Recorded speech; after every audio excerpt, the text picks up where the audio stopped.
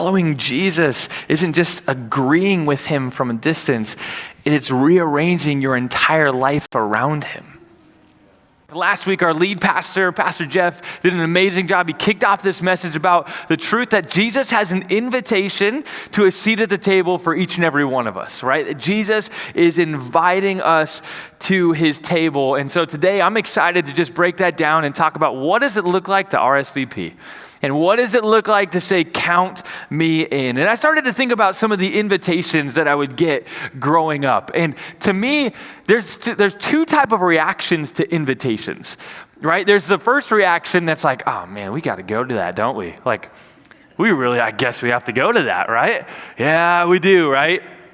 And then you get an invitation that comes along every once in a while, and it's like, I can't wait to go, right? Put that on the calendar, sign me up, I am going to be there, right? And we love those type of invitations. And as I'm going through it, I'm thinking about, man, what are the invites that make me excited like that? There was nothing better than being invited to a birthday party. I mean, come on, when you were a kid and you got an invite to a birthday party, it was a big deal. And hopefully it was a summer birthday and it involved going to the pool. Right? And you got to go to the pool. And so it took me back to this place where, man, you're at the pool with your friends and you're having an amazing time swimming. You're playing Marco Polo. And then it's somewhere along the lines, you think it's a great idea to do belly flops. And you're like, let's just do the biggest belly flop we can. And then you work yourself up to an appetite and you get hungry. And you get to eat a lunch, often poolside, that for me always consists of a sandwich. And a sandwich just hit a little bit different back then, right? And if you were to ask me today, what sandwich would I be making? What sandwich would I bring to the pool party? It is 100% every single time a peanut butter and jelly sandwich. Like to this day, it would be a peanut butter and jelly sandwich. Now for me, it has to be creamy peanut butter, okay? Some people are crunchy peanut butter, that's fine, right? That's okay. It's not great, but it's fine. For me, it's creamy peanut butter, and it is 100% every single time grape jelly. Like, no questions asked. Look, if you're here and you're a strawberry jelly person, just know Jesus loves you, and I'm praying for you today, okay? I'm praying for you today that you would become a grape jelly person. But the last time I was eating a peanut butter and jelly, I found myself just thinking, well, I wonder how many peanuts it takes to make this thing of peanut butter. And how many grapes does it take to make this thing of jelly? And so I had to find out. Otherwise, I was going to be sitting there thinking about it for days, right? And so I go on this little journey. I'm like, okay, well, I've got a 10-ounce jar of peanut butter. How many peanuts is that going to take? And I found out it was going to take 270 peanuts to make this little thing of peanut butter that I had. And I'm not talking Planters peanuts. We're talking Texas Roadhouse peanuts, okay? We're talking the full thing, 270 of those, and they had to be planted and harvested and shelled, and then they have to be roasted and they have to be ground. I'm like, wow, that's a lot of peanuts. And I'm sitting there like, this is great. And then I start thinking about the jelly. How many grapes does it take to make this thing of jelly? 200 grapes for a 10-ounce container of jelly. Right? And these grapes have to be grown, they have to be picked, they have to be crushed. And immediately my mind goes to like, how many feet had to be pushed on these grapes for me to get this jelly? Like, I know there's probably a more efficient way to do that, but like in my mind, that's how it still happens today. But then they have to be cooked and they have to be filtered and they have to be refined. And all of that goes into making peanut butter and jelly. And so I'm sitting there and I'm eating my sandwich and I come to a couple of conclusions. Number one is I'm just going to keep buying the peanut butter and the jelly. All right? If you are here and you want to make your own, hey, more power to you. I'm buying the product. And the other thing that I learned and that I came to the conclusion is that the product that I was looking for was found in the process. And oftentimes that's so true that the product is found in the process. Can we just say that together here this morning? The product is found in the process. And so there's so many times in life where there's a product that we love and we can go buy and we can go obtain, right? But there's a process that actually takes place to obtaining this product. And I think that's true for things like peanut butter and jelly, but it's also true in life. I think a lot of us want certain things in our life. We all want the product of joy in our life. We all want the product of peace in our life. We all want the product of thriving relationships. We all want the product of hope, and we all want the product of a life that is filled with purpose. Well, I have some good news for you today, that is actually the life that Jesus came to bring you. That's the life that he came to give you. John 10:10, it says this, "The thief comes only to steal and kill and destroy, but I came that they may have life and have it abundantly." And so Jesus has an abundant life that is laid out for you and for me. And that's the invitation that Pastor Jeff had talked about, right? That there's an invitation to this abundant life. There's an invitation to this life that Jesus has for us. And when he's inviting his disciples, he's saying, "Come follow me." What he wasn't inviting them to be was like his paparazzi. He was saying, "Come follow me." And it's the invitation and the life that Jesus still has for us today. And so I think the question is that the life that we feel like we're actually experiencing? Do we feel like we're experiencing a life of abundance? Do we feel like our life is marked by joy and peace and patience and purpose?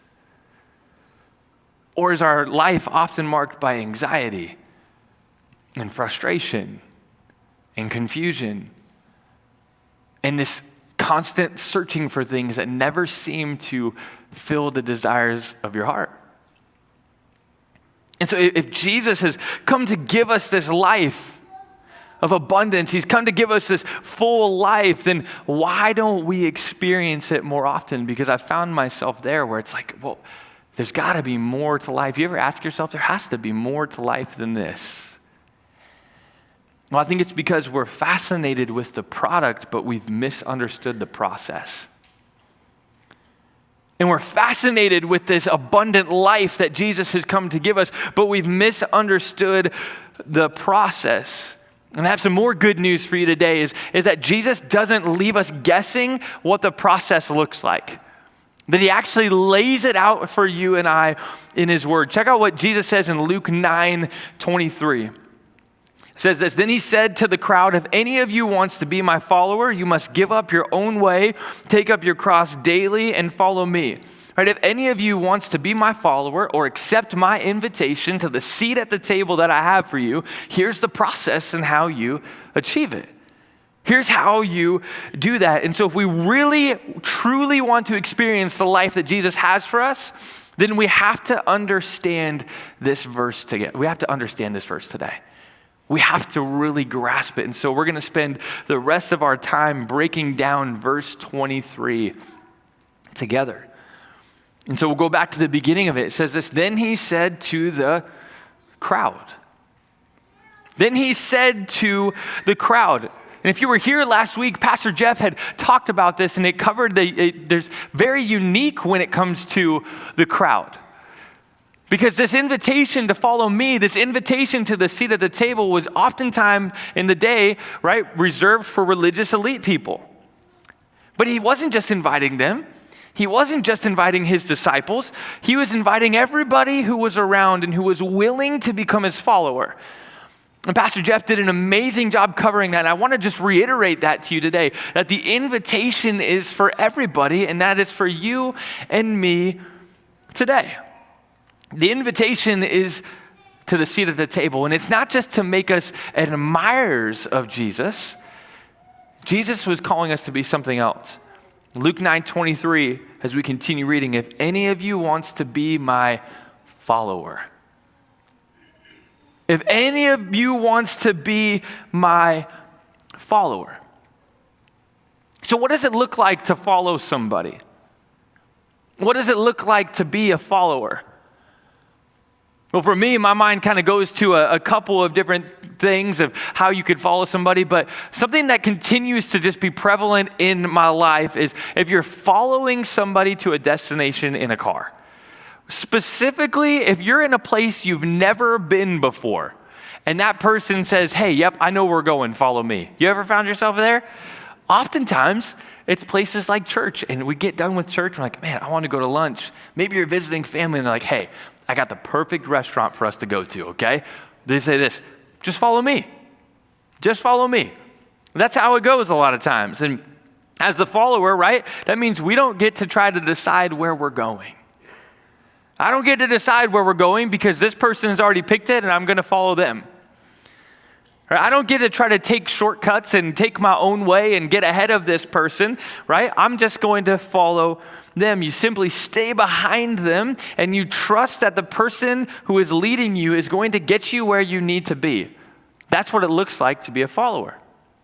But sometimes in this specific scenario, we follow people who do a really bad job at leading us, don't we? So I got some pointers for you. I've got some notes for you. If you're following somebody in a car and they say, just follow me, and you're wondering if they're doing a bad sign or a bad job, here's a couple signs for you, okay? The first is this: they are speeding through every yellow light. That is the very first thing. Look, we've all been there. Hey, just follow me. Okay, yellow light comes. They have to push it. So what happens to you? You're stuck at the red light, right? Now you're in this awkward, just like moment. It feels hopeless. Like you're just like this kid who's saying bye to his dad on a business trip as he goes off on an airplane like, I'll see you later. Like, I don't know when I'm going to see you, but I'll see you around, right? If they're pushing every yellow light, sign number one. Sign number two, if they're recklessly weaving in and out of traffic, right? And they're cutting people off and they're zooming around and you're trying to follow them because I don't know about you, I'm fine if they're one car ahead of me. If they get to 2 or 3, there's a little panic that sets in. Like, I'm going to forget what their car looks like. I'm going to lose them. And now I got to cut 5 or 6 people off just to stay with this person. Or what about when they don't actually know where they're going? Oh, that's the worst. And they pull into this parking lot and they're like, yep. And here, we're going to pull over right here, and you're following them. And in your mind, you're pulling into the restaurant, but you're in an abandoned parking lot. And you're just like, I don't know what kind of restaurant we're eating at today. But they say, oh, no, I just had to look it up really quick. I forgot. So I'm putting in the navigation. Like, what do you mean? I was following you. But we know those people, don't we? Some of you are sitting next to those people. I encourage you not to nudge them right now. Now's not the time. But how do you know if they're doing a great job? How do you know if somebody's doing a great job leading you? Well, the first is they know where they're going, right? They understand where they're going. They understand that, hey, this is the restaurant, and you follow them, and they even take you down a side street, and you get there a minute faster than you thought they were going to because they knew all of the little side routes to get to the place, right? They understand that you're following them. And so that means they slow down when the light turns yellow. Right, they're even timing the crosswalk countdown, okay? And it's 3, 2, 1, they see it. They're stopping when it's green because, like, I got to slow down. They're getting honked at, but they don't care because you're following them. They pull over if you get too far behind. Isn't that the best? Oh, I love that. When somebody pulls over and they're like, hey, I'm going to let you catch up. Right? And they use their turn signals way before they actually turn. That's important. But when you're following somebody and they're doing a great job, these are some of the signs that we know. And I just want to let you know that's what it is to be a follower. That's what it means to follow somebody. And so when Jesus says, hey, the invitation is to come follow me, what he's saying is, I have the abundant life for you. I know where we're going. I know how we're going to get there. I need you to simply follow me, and I'm going to get us there. And I'm going to lead us home. And so when we talk about following Jesus, we often refer to a moment that is an incredible step and moment. In church, you'll hear it called salvation. And really, it's this moment, it's this declaration where you're saying, I am going to follow Jesus for the rest of my life. And I'm going to stop trusting my own way. I'm going to follow Jesus. And that's a huge, huge step. Saying yes to Jesus for the very first time, I believe, is the single greatest decision that you will ever make in your entire life. I think it is the greatest decision that you can ever make when you say yes to following Jesus. And if you're here today and you're like, I don't know if I've done that before, I want to let you know at every single campus, there's going to be an opportunity extended to you where you can say yes to following Jesus. But what I want you to know about that moment in salvation is that salvation isn't the finish line, that it's the starting line to the greatest journey of your life. And so many times we kind of view it as the finish line, like, okay, I said the prayer and I did the thing and okay, I'm great. It is not the finish line. It is the starting line to the greatest journey of your life. Salvation is the moment we say yes to him, and following Jesus is the continued yes every single day. That's what it looks like to say, I'm going to follow Jesus.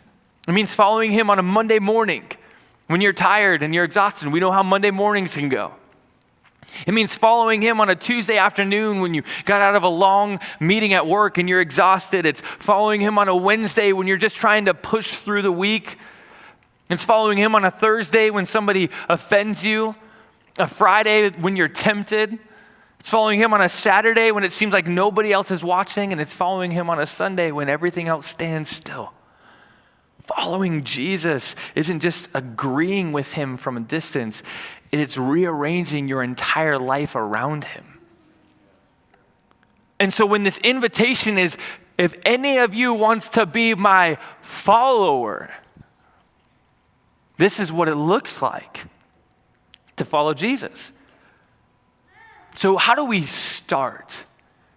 Where do we start? Maybe you're here and you would say, I've said the prayer, I've had the moment of salvation and I'm declaring it, right? But I want to follow him every day. Where do we start? Well, let's continue reading Luke 9:23. If any of you wants to be my follower, you must give up your own way.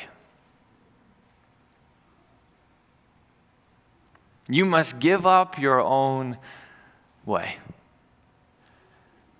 And for most of us, if we're being honest, this is where the struggle gets real. For some of us here today, this is where the journey completely stops. Why? Because we don't want to give up our own way. I don't want to give up my own way. I want to be the one who's in control of my life. I want to be the one who's making the navigation decisions. I want to be the one who's deciding where we go and what we need to do. And something immediately rises up in us as humans when they say, you got to give up your own way. And we immediately want to push back against that. Why? It's our human nature. It's our sin nature. And I think for some of us here today, we get to this place where we think about that, where Jesus says, you give up your own way. And we often think, well, that just means God doesn't want me to enjoy my life.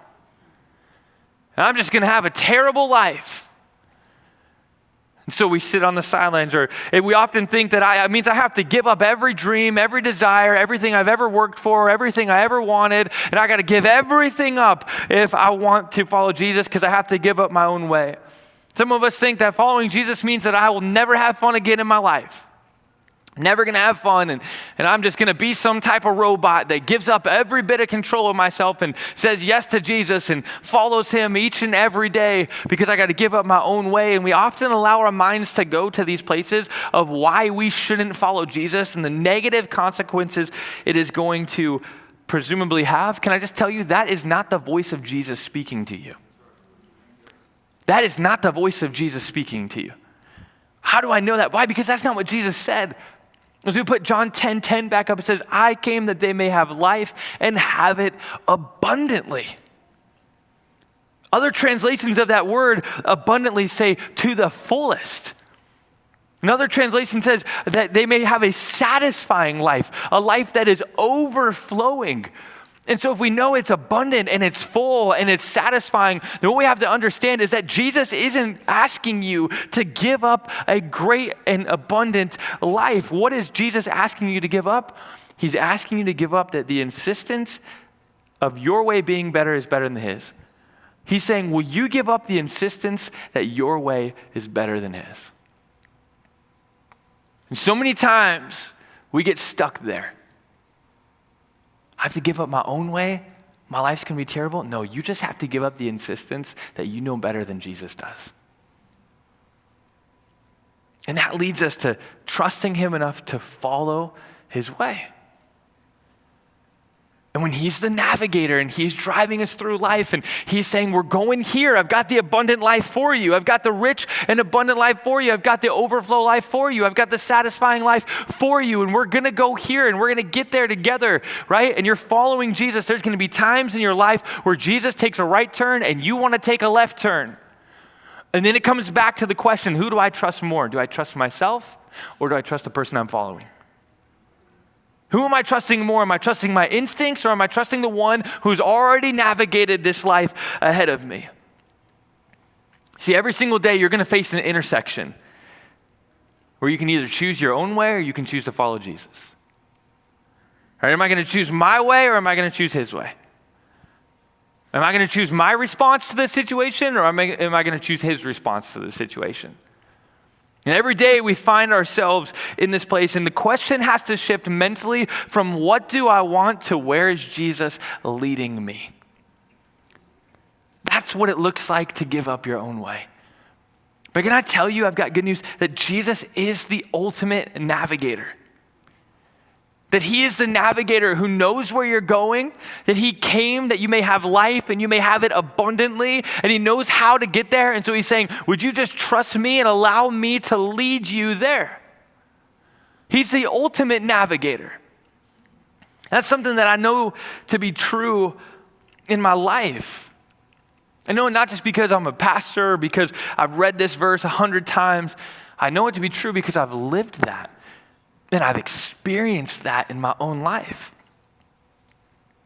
See, before we moved to Nebraska, which was about 4.5 years ago, last month, my wife and I had talked, we celebrated 4 years in North Platte, which means about 4.5 years in Nebraska. I grew up in Denver, Colorado, and I was born and raised out there, and Denver started to get really expensive. Really, really pricey. So I had to work 2 jobs. I worked as a youth pastor at a church, and I worked from 6 in the morning all the way until I would go to the church, and I would work the church job, and I would come back home, and I would work my part-time job the rest of the day. And my wife worked full-time, and we were kind of burning the candles at both ends, and we were really doing everything that we could to feel like we were living the life and making the life that we were called to live and that we were doing what we were supposed to do. And I remember just burning myself out and Sarah and I being exhausted, and everything kind of came to a halt one day. January 30th, 2021, we got a phone call as we were in the grocery store that my wife's father had been killed in a car accident. And that happened just right outside of Kearney here. And we were broken and we grieved, and everything in us wanted to turn and go this way or go that way. But we looked at each other and we said, we're going to give each other 1 year. We're not going to make any big decisions for 1 year. We're going to let the dust settle, and then we can make a decision. And so we go and we just continue our life. We continue this journey, and I'm working this job, and I was over Zoom. And I remember one Sunday evening, I had a dream. And I had a dream that I went to work. That's the worst kind of dream, right? Like, I had a dream that I went to work. And I went down to my home office and I logged into Zoom. And as I logged into Zoom, Richie and Andrew, who are the owners of the company, still my great friends here today, and they pulled me into a breakout room. And they said, hey, Tyler, we just want to talk to you, man. We recognize that you are burning the candle on both ends. Man, we recognize the call of God that you have on your life, that you're supposed to be in ministry full time. And man, we just want to make sure that you are 100% all in with that and that you're chasing after him. And I remember in my dream, I heard God speak to me and said, if you will follow me, I will bless you. And then I woke up. I was like, that was a weird dream. That was a really weird dream. And so I wake up on Monday morning, I go down to my home office, I log into Zoom, and I'm pulled into a breakout right away. And Rich and Andrew say, hey, Tyler, we recognize you're burning the candle at both ends right now. And we see the call of God on your life. And everything that I dreamed, boom, boom, boom, boom, the very next day. And so they're like, man, we want you to pray about it. And my mind's like, yeah, I guess I need a lot of time to pray about it, guys. No, I knew right away. And I went back and I told my wife. And so I had made that decision, and we were in this period of waiting for this blessing, waiting for what was going to come next. We're waiting for this moment. And there's a lot of times in that season of waiting, I wanted to take my own turn. And I wanted to turn right, and I wanted to turn left, and I wanted to go here, and I was getting frustrated and impatient, and it led to us being connected with Pastor Jeff and Pastor Chris at Kids Coffee here in Kearney over the Christmas holiday in 2021. And we're sitting down, we're meeting, and one thing led to another, and it led to an opportunity for us to be out here in Nebraska, for us to be here at New Life. And so we said yes, and we said we're going to go and we're going to be there. And it was packing the U-Haul, getting ready to drive out to Nebraska on January 30th, 2022. Exactly 1 year later from the day that Sarah's dad died. And we find ourselves driving in this car, and I'm driving the U-Haul by myself, and God reminded me, do you remember I told you, if you follow me, I will bless you? And he said, you're about to step into it. And I remember sitting in the U-Haul, crying, thanking God. I called my wife. I was like, babe, and I'm just bawling like a baby. I was like, this is so amazing. She was like, what do you mean? Like, you don't understand. This is so great. She's like, yeah, it's really great, babe. I'm excited. Like, it's okay. I'll just cry by myself, right? And I go and I'm driving the U-Haul, and New Life in Nebraska have been one of the greatest blessings in my entire life. And as I'm driving out, I'm reminded of a verse in Ephesians 3:20. It says this, now to him who is able to do immeasurably more than all we ask or imagine. And I found myself being reminded of this verse and being reminded that God's plan was greater than any plan I could have mustered up on my own. That God's plan was so much greater, and it was bigger than anything I could have even dreamt of. And it didn't work out because I had everything together. It didn't work out because I had all the funds set aside and because I was ready to go. It didn't work out because I was the one leading my life. I've done that before, and it doesn't go great. It worked out because I said, Jesus, I'm going to follow you and give up my own way. And what I found to be true in my life is that the more that I follow Jesus, the more I experience the abundant life that he has for me, that he talks about in John 10. The more you experience his goodness, the easier it is to trust him and allow him to lead your life. And so following Jesus, giving up your own way, can I tell you, it doesn't mean that you're going to have to pick up and move states all of the time. I pray to God that's not what it means, because I love Nebraska and I want to stay here. But as we look at the end of verse 23, it does mean that Jesus asks us to pick up something each and every day. It says this, take up your cross daily and follow me. If you want to be my follower, you have to do these things, and you have to take up your cross daily, and you have to follow me. And I think a lot of us misunderstand this verse. I think a lot of us, we don't really understand the heart of this verse, because when we think of a cross, we think of an illness. When we think of a cross, we think of marital issues, or we think of loss, or we think of financial struggles. We think of anxiety and mental health issues, and we think of suffering, and we kind of are in this mindset because we often utter a similar phrase, well, this is just my cross to bear. And what I'm not saying is that we don't have struggles and that we don't go through things. I know what it's like to struggle. I know what it's like to go through things. I know what it's like to hurt. I know what it's like to be so far gone that you just seem like you can't chase after Jesus. The Bible tells us this. Jesus actually says this, in this world you will have struggles, but you can take heart in me because I have overcome the world. And so what I'm not saying is that we're not going to go through things. But what I am saying is that when we're talking about this cross, I'm not sure that's what Jesus was talking about here. You see, as we look at the cross and what it meant back in the day, the disciples weren't thinking of a necklace. The disciples weren't thinking of hope. The crowd who was hearing him, they weren't thinking of redemption or an empty tomb anywhere along the lines. They were thinking of a one-way journey that led to death. That's what the cross meant. They even had them carry a beam, and as they carried a beam and they walked out to their final resting place to be nailed to a cross, to be hung up on a cross, there was no turning back in that moment. And for Jesus, the cross ultimately did lead to death. And I think for a lot of us, that's where we get the confusion when we go through a hard time and say that this is just my cross to bear. But can we just look at this together here? Can I tell you the cross for Jesus wasn't bad luck? It wasn't bad luck that Jesus was dealt a cross. The cross for Jesus wasn't an unexpected circumstance that just happened to him. No, that's not what the cross was. See, we find that before Jesus went to the cross, he was found in the garden and he was praying to God, knowing what was going to happen, knowing what was coming up. And he said, if there is any other way, would you take this cup from me? Would you allow there to be another way? But yet not my will, but your will be done, is what Jesus prays. The cross is a picture of complete surrender. Because Jesus willingly chose that cross. It's a picture of complete surrender. Notice the word complete there. It's not a picture of negotiated surrender. Now, did Jesus present his request? Absolutely. But he said, it's not my will, it's not my way, but it's your way.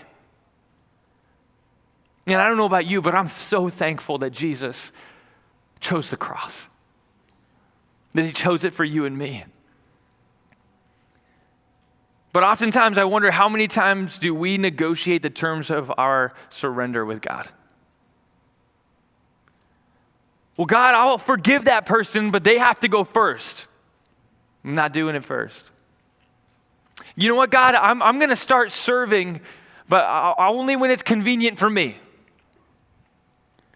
You know what, God, I'm going to follow you, but I have to know every single direction that we're going to take in order for me to get there. And we negotiate these terms of surrender with God. Can I just tell you that once you understand and remember the abundant life that Jesus has for you, it gets a whole lot easier to say, yes, I'm going to give up my own way, and I'm going to take up my cross of surrender, and I'm going to follow you. It gets so much easier. Why? Because his life is so much greater for you than the one you can create on your own. And so today, how do we pick up our cross? How do you start? What does it look like to practically pick up our cross?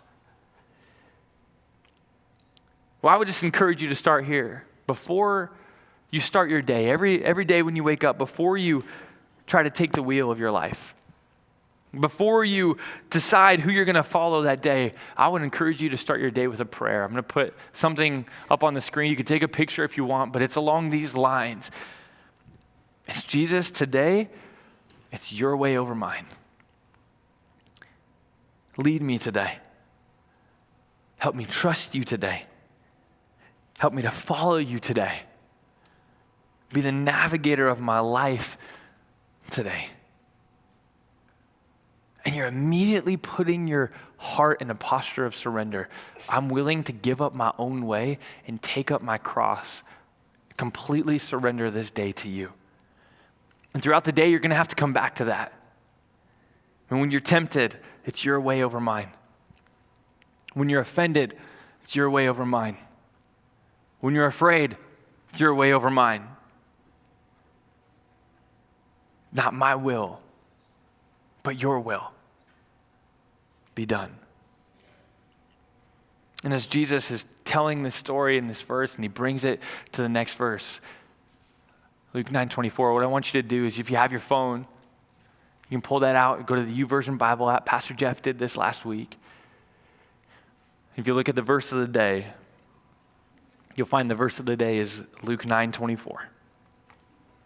And it says this: if you try to hang on to your life, you will lose it. But if you give up your life for my sake, you will save it.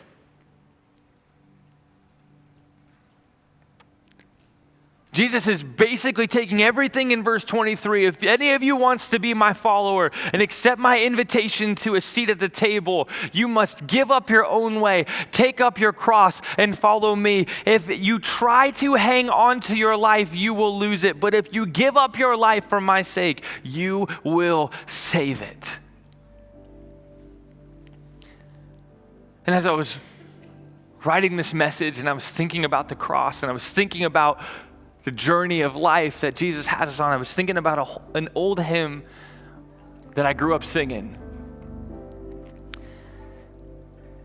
And if you grew up in church, you probably know it too. And it says, I have decided to follow Jesus. And as I was at a conference in Texas,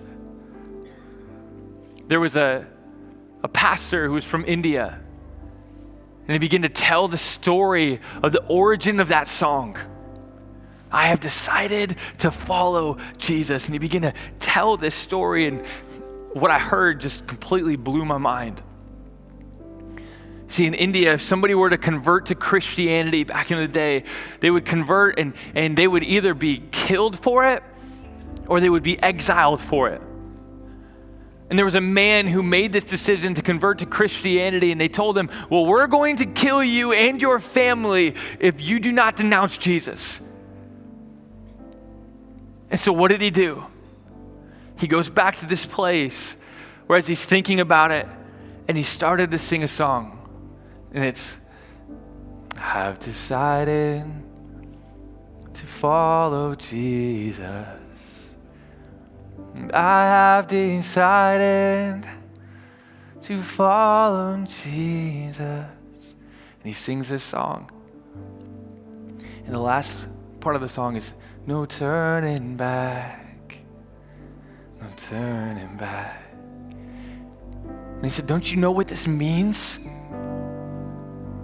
Don't you know that we're gonna have to kill you and your whole family? And he goes and he's still singing this song, and guess what? He was a martyr, him and his whole family were.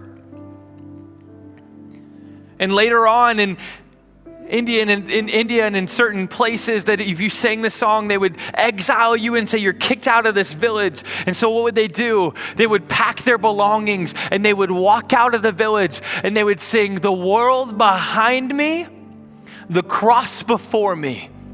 No turning back. No turning back. That's what it is to be a follower. That's what it is to say, yes, I will accept the invitation to the seat at the table that you have for me. It's for everybody. And it's a daily decision to say yes to following Jesus. And so today, as we bring service to a close, I just want to invite you to stand where you are. Because what we're going to do is something a little bit different. We're going to do something a little different here. Man, I'm so thankful that we live in a country that allows us to do stuff like this freely. And that we don't have to worry about it. Oh, we can clap for that. Absolutely. I'm so thankful for that. That we live in a place where we get to stand here and we can declare that same declaration that I have decided to follow Jesus. And so what we're gonna do at every single campus, all over, here at the Kearney campus, wherever you're at and you're watching, man, if that's your decision today, to say, I've decided to follow Jesus and there's no turning back, then we're gonna sing as Trey and Kim lead us into this song of worship. I have decided to follow Jesus.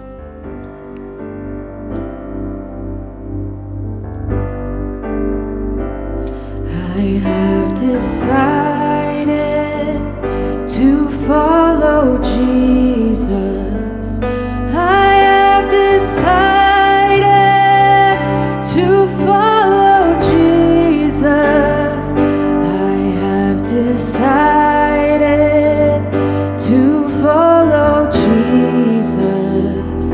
No turning back, no turning back.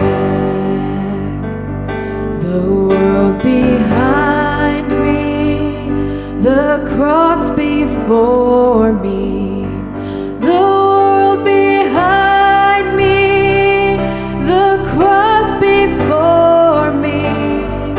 The world behind me, the cross before me.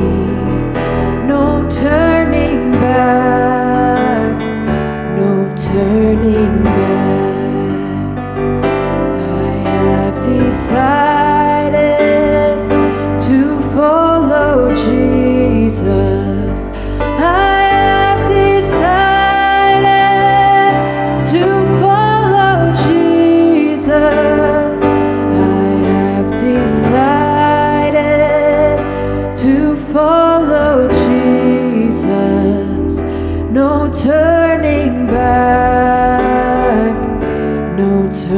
running